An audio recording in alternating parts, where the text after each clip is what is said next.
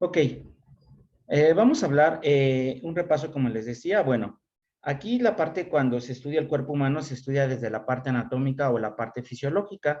La parte anatómica habla de cómo se estructura el cuerpo humano, incluyendo lo que son las partes, huesos, bueno, sistema óseo, sistema musculoesquelético, sistema digestivo, sistema endocrino, etcétera, etcétera. ¿Ok?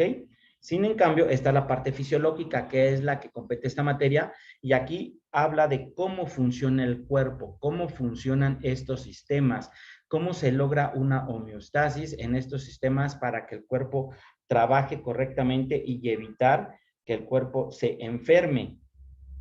Bien, entonces, la anatomía habla de la estructura o las estructuras que componen el cuerpo, y la fisiológica de cómo funcionan esas estructuras o cómo funciona lo que es el cuerpo. ¿Bien?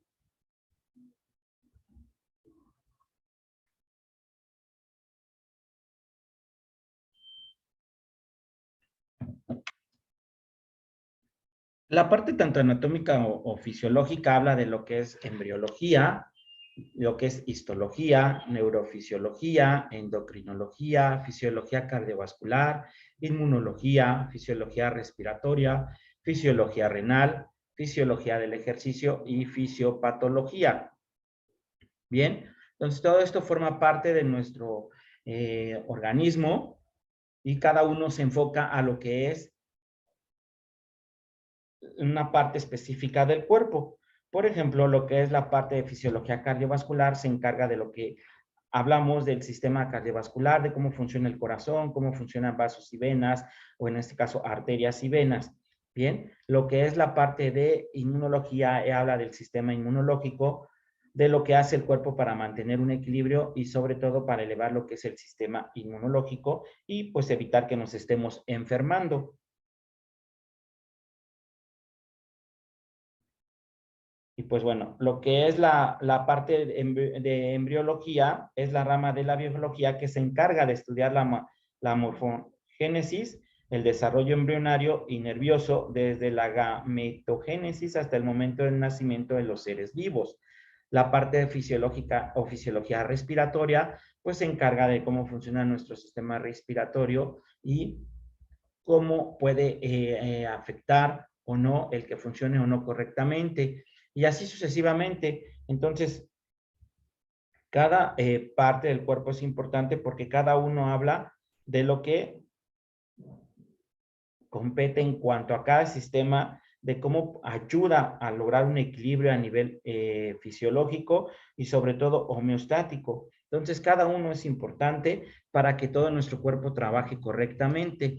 Si de hecho aquí estamos, en esta imagen, pues se puede apreciar que está lo que es sistema óseo, sistema musculoesquelético, bueno, sistema muscular, sistema óseo esquelético, sistema nervioso, aquí está lo que son los órganos como tal, y aquí ya está lo que es el sistema cardiovascular o sistema venal o arterias, y todo esto en conjunto, más otros sistemas que tal vez no aparecen en la imagen, forma lo que es el ser vivo.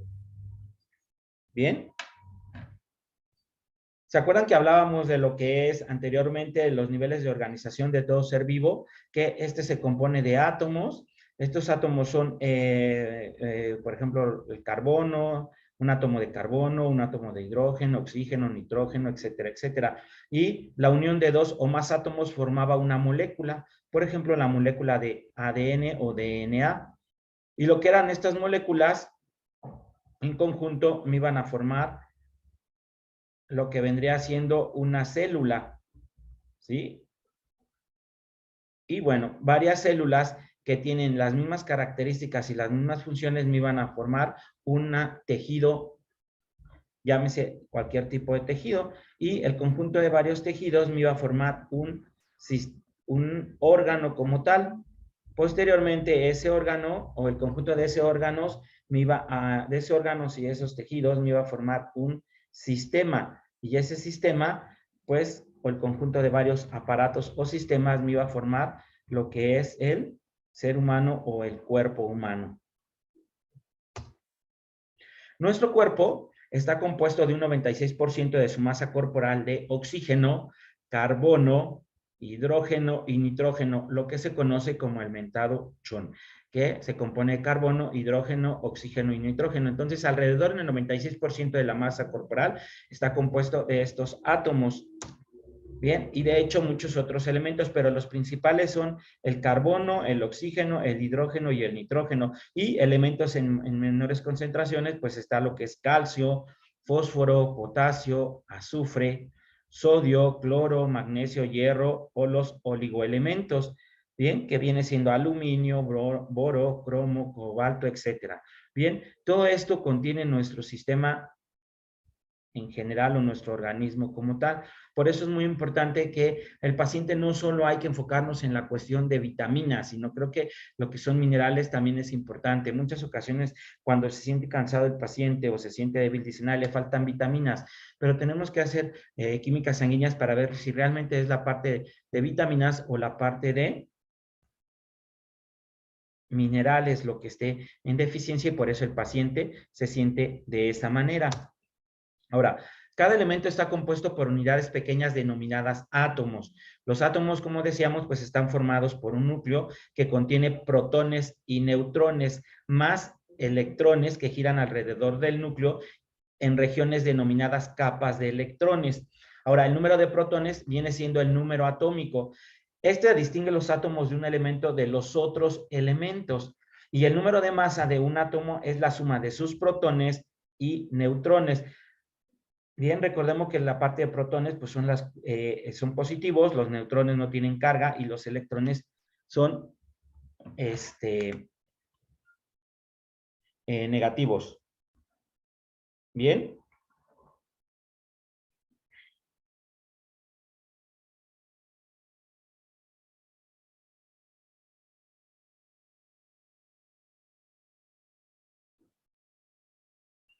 Entonces,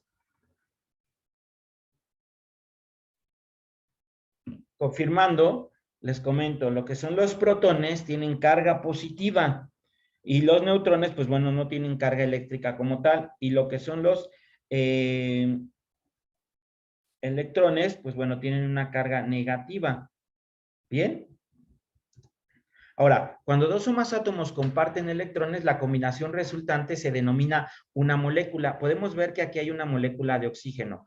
Bien, que la molécula de oxígeno pues son dos moléculas o dos átomos de oxígeno como tal. Se dan cuenta, aquí en su tercer nivel de energía están compartiendo lo que son electrones. Bien, ahora un compuesto es una sustancia que contiene átomos de dos o más elementos diferentes. La mayoría de los átomos del cuerpo están unidos en compuestos. Entonces, una molécula es el conjunto de dos o más átomos iguales. Y un compuesto es una sustancia que contiene átomos de dos o más elementos distintos. Por ejemplo, aquí vemos el cloruro de sodio. Vemos lo que es el agua tiene moléculas de hidrógeno y oxígeno. Bien, entonces ya vimos aquí otra diferencia de molécula y compuesto. Ahora, hablamos también de qué es un ácido y qué es una base. Un ácido es una molécula que dona protones y una base es una molécula que recibe protones. Esto es importante porque de acuerdo a eso vamos a ver qué tanta acidez o alcalinidad hay en nuestro organismo como tal. Ahora, ¿de qué depende la acidez o alcalinidad de una solución? Pues depende de la cantidad de hidrógeno, ¿sí?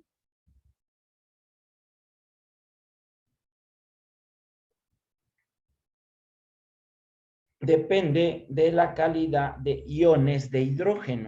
Entonces, la H con el signo positivo son iones de hidrógeno. Entre más protones tenga una solución, indirectamente nos habla de una mayor concentración de ácidos. Ahora, ¿la sangre es ácida o es alcalina?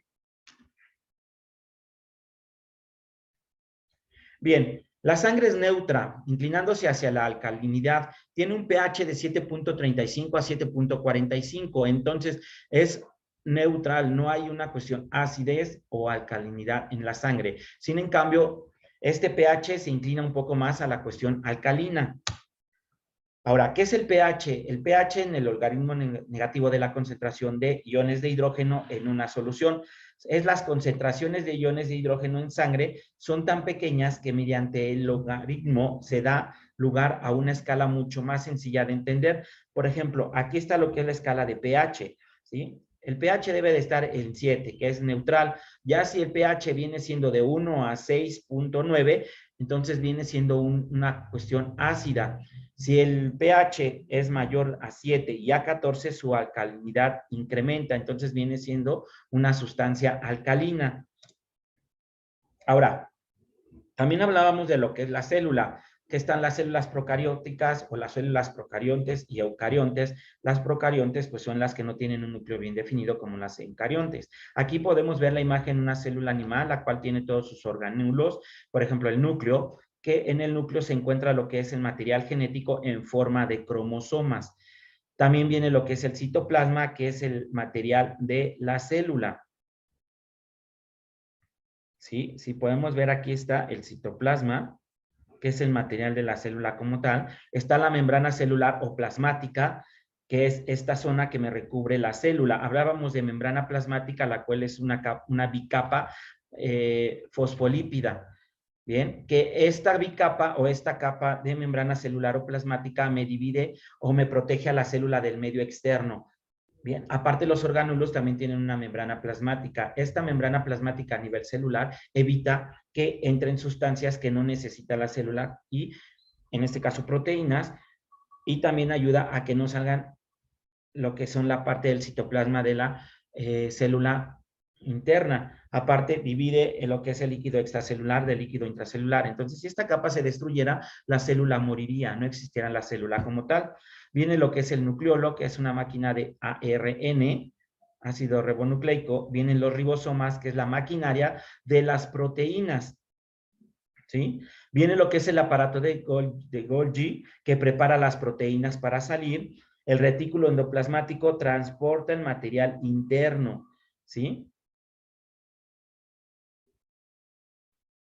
Viene lo que son las mitocondrias, que las mitocondrias es donde se genera lo que es el ATP, lo que hace que toda la célula tenga energía. Vienen los lisosomas, que son los que descomponen, separan y fragmentan o generan una apoptosis. Entonces, aquí están los orgánulos de la célula y esta es una célula animal. Aquí explica para qué funciona cada orgánulo. Y bueno, existen diferentes tipos de células. Como les decía, un tejido es un conjunto de células específicas para que este tejido me forme lo que es un órgano como tal, y tenemos lo que son células de cartílago, células adiposas, células nerviosas, células óseas, células sanguíneas, células epiteliales, células musculares y células secretoras. Entonces, para que sea un tejido, este tejido está formado de varias células, las cuales tienen las mismas funciones y las mismas características. Hay tipo tejido epitelial escamoso, el cual se encuentra en lo que es el saco de aire a nivel pulmonar. Está el epitelio cúbico, el cual es el revestimiento de los conductos y las glándulas. Está lo que es el epitelio columnar con cilios, el cual se encuentra en lo que es en el revestimiento de las vías respiratorias. Está el epitelio escamoso estratificado, la cual se encuentra en piel y revestimiento de la boca como tal. Ahora, hay procesos vitales básicos en lo que es el cuerpo humano. Uno, el metabolismo, que en este metabolismo viene o se divide en lo que es catabolismo o anabolismo. Está lo que es la parte de la respuesta homeostática o homeostasis, que es la que va a hacer el equilibrio para que el cuerpo se encuentre en completa estado dinámico y evitar que haya algún desequilibrio homeostático como tal. Viene lo que es el movimiento muscular o movimientos peristálticos, etcétera, ¿no? Los movimientos peristálticos, pues son los movimientos que hacen lo que es a nivel sistema digestivo. Viene lo que es crecimiento, aumento de tamaño, remodelación, viene diferenciación en lo que es hematopoiesis y fecundación, viene lo que es la parte de reproducción, fecundación y reemplazo tisular. Entonces, estos procesos son vitales o procesos básicos en nuestro organismo. Ahora, la homeostasis es un estado de equilibrio del medio interno corporal determinado por el interjuego de todos los mecanismos de regulación corporal. Es una condición orgánica en que el ambiente interno del cuerpo intersticio permanece en límites fisiológicos, además de que también es un estado en el que el cuerpo se mantiene en equilibrio entre las reacciones bioquímicas, eléctricas y físicas internas y externas en el cuerpo. Bien, entonces a grandes rasgos pues ya les di diferentes definiciones de lo que es la homeostasis.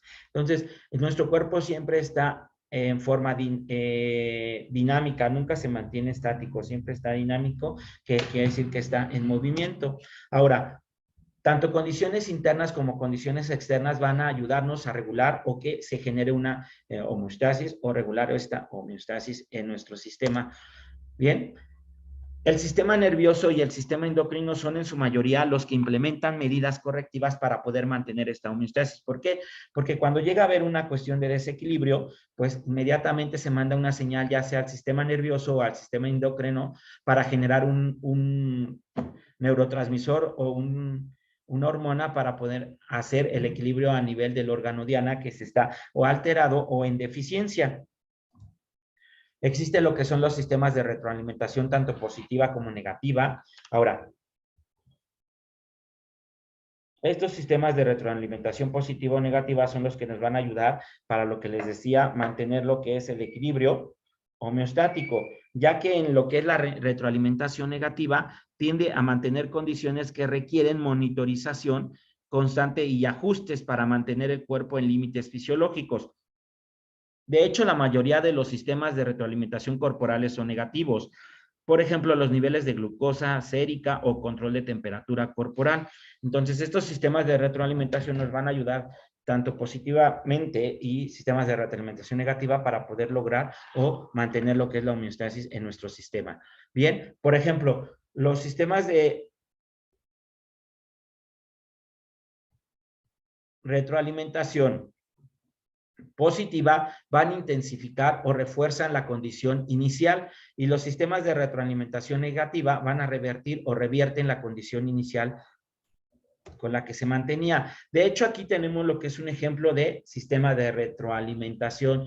Por ejemplo, vamos a poner, para que el sistema de retroalimentación se lleve a cabo o para que lo que es la parte de homeostasis o homeostática se lleve en condiciones específicas y necesarias para lograr este equilibrio, se necesita primero de una variable regulada. Por ejemplo, dentro de esta variable regulada se encuentra lo que es la glucosa, la temperatura, el pH, el oxígeno, el dióxido de carbono, etcétera, etcétera. Esto se va a conocer como lo que es variable regulada. Luego viene lo que es un valor de referencia. Este valor de referencia, pues es el valor en el cual se van a encontrar estas variables reguladas para poder mantener un equilibrio. Por ejemplo, lo que es la glucosa se debe de mantener entre 70 y 100 miligramos por decilitro. La temperatura pues se debe de mantener entre 36 a 37.5 grados centígrados y así sucesivamente debemos de mantener un valor de referencia que nos va a permitir tener esa variable regulada dentro de los límites que se requieren. Luego viene lo que es un sensor. Este sensor puede ser osmorreceptores, termorreceptores, quimioreceptores o propioceptores.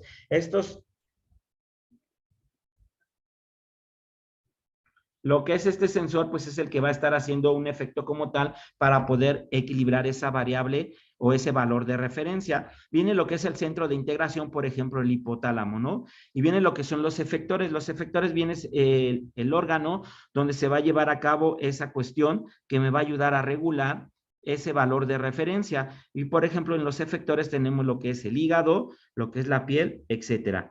Bien, poniendo de lo que es de ejemplo, la parte de la temperatura. Bien, la variable regulada va a ser la temperatura. El valor de referencia está entre 36 a 37.5 grados centígrados. ¿Quiénes son los que me van a regular la temperatura en caso de que esta temperatura se eleve o se disminuya? Pues los termorreceptores. Y esto por medio del hipotálamo, el cual va a mandar la señal directamente a los efectores, que es el músculo, la piel o glándulas sudoríparas, para poder producir sudor y que este sudor me ayude a sacar esa temperatura por medio de ese sudor que se va a estar evaporando. Entonces, todo esto me va a ayudar a lograr una homeostasis o un equilibrio como tal. Para esto, pues como les menciono nuevamente y repito, necesitamos de una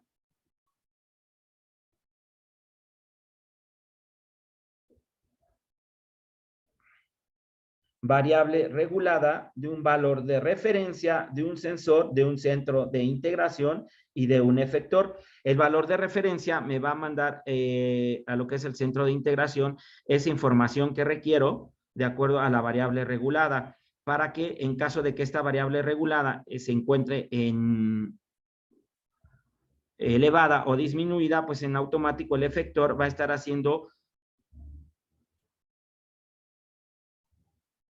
su trabajo para que esa variable regulada por medio de sensores mande la información directamente al centro de integración y poder generar ese equilibrio como tal. De hecho, aquí tenemos lo que es el ejemplo de la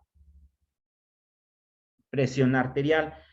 Aquí los estímulos van a alterar la homeostasis por medio de aumentar la presión arterial. Los receptores, pues son los barroreceptores de ciertos vasos sanguíneos, los cuales por medio de vías aferentes van a enviar impulsos nerviosos al centro de control. En este caso, el cerebro va a interpretar las aferencias y va a enviar por medio de vías eferentes impulsos nerviosos al efector, que en este caso va a ser el corazón y los vasos sanguíneos, los cuales van a mandar una respuesta para la disminución de la frecuencia cardíaca y reducir la presión arterial. Y así esto va a restablecer la homeostasis cuando la respuesta normaliza la condición controlada. Entonces, todo este proceso me va a ayudar a mantener ese equilibrio en cuanto se incremente la tensión arterial. Se dan cuenta de lo que les acabo de comentar de lo que es la variable, el receptor, el termorreceptor y etcétera, viene aquí ejemplificado. Ahora, esto es en cuanto a lo que es la tensión arterial. Sin en cambio, tenemos también lo que son mecanismos, por ejemplo, aquí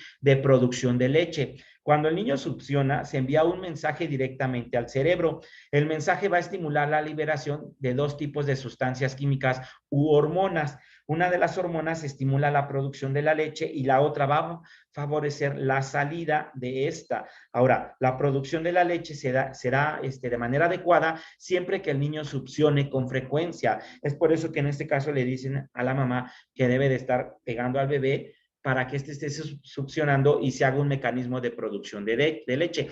Aquí las concentraciones de la pared uterina van a empujar la cabeza o el cuerpo del bebé hacia el cuello uterino, lo que en este caso va a aumentar la distensión del cuello uterino. Los receptores o células nerviosas del cuello uterino sensibilizan a la distensión y van a enviar por medio de vías aferentes impulsos nerviosos al centro de control, que en este caso el cerebro va a interpretar esas aferencias y va a liberar por medio de las vías eferentes oxitocina. Estos efectores o los músculos de la pared uterina se contraen con más fuerza. El cuerpo del bebé va a distendir más el cuello uterino y la interrupción del ciclo o el nacimiento del bebé va a reducir la distensión del cuello uterino, lo que va a romper el ciclo de retroalimentación positiva. Esta retroalimentación positiva, la mayor distensión del cuello uterino, va a aumentar la liberación de oxitocina, que es lo que va a provocar más la distensión del cuello uterino. Y nuevamente se vuelve a hacer todo el efecto, como les acabo de mencionar,